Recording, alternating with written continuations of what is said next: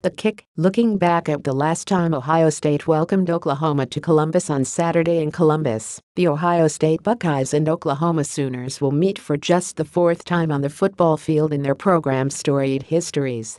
The matchup of top 5 teams is big enough as it is, and the combined legacies of both Oklahoma and OSU speak for themselves: 83 conference championships, 12 Heisman Trophy winners, and 15 national championships. Of the 3 previous meetings, the Buckeyes have won the last 2, including last year's 45-24 beatdown in Norman. The only time the Sooners got the better of the Buckeyes came exactly 40 years ago during the team's first ever meeting on September 24, 1977, the last time Oklahoma played in Ohio Stadium. Just like 2017, this contest came with a lot of hype. Oklahoma and Ohio State were ranked 3rd and 4th, respectively, with identical 2-0 records. Legendary coaches Barry Switzer and Woody Hayes were also roaming the sidelines. The game would prove to be a classic, especially for Oklahoma fans.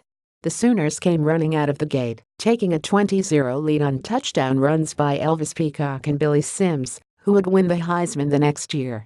The Buckeyes would fight back, however, thanks to 2 more scoring runs by Ron Springs and quarterback Rod Gerald. OU still led 20-14 at the half.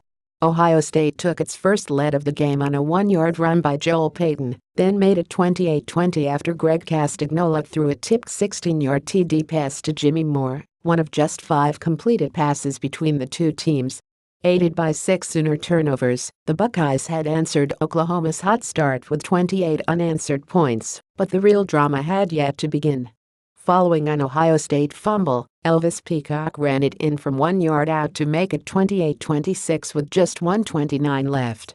The Sooners had to go for 2 to tie the game, but this time Peacock was stopped short of the goal line.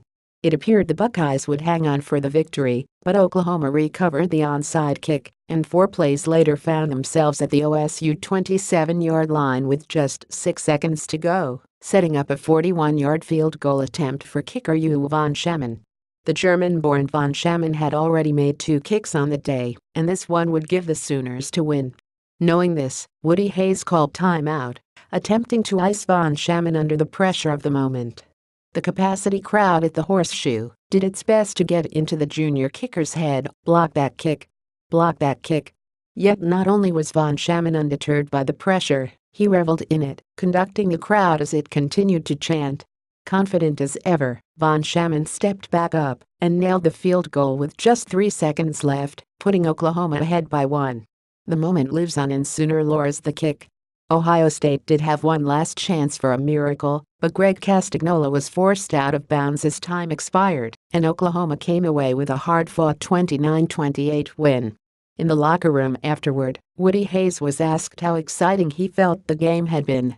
True to form, Hayes bluntly answered, "I would rather have it dull and win." Oklahoma found itself ranked number 1 after the victory, but lost 2 weeks later to arch-rival Texas. The Sooners would finish the regular season 10-1 with a Big 8 championship, but a 31-6 loss to Arkansas in the Orange Bowl cost them a possible national title. On the other side, the Buckeyes hit their stride after the defeat and won their next 7 in a row by wide margins.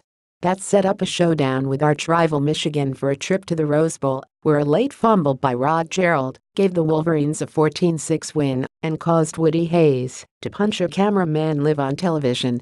OSU still won a share of the Big Ten title, but fell in the Sugar Bowl 35-6 to Bear Bryant's Alabama Crimson Tide.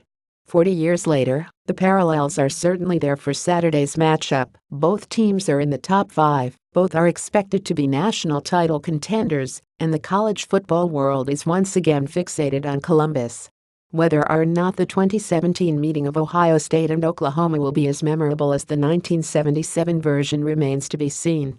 Let's just hope the Buckeyes can come out on top this time around.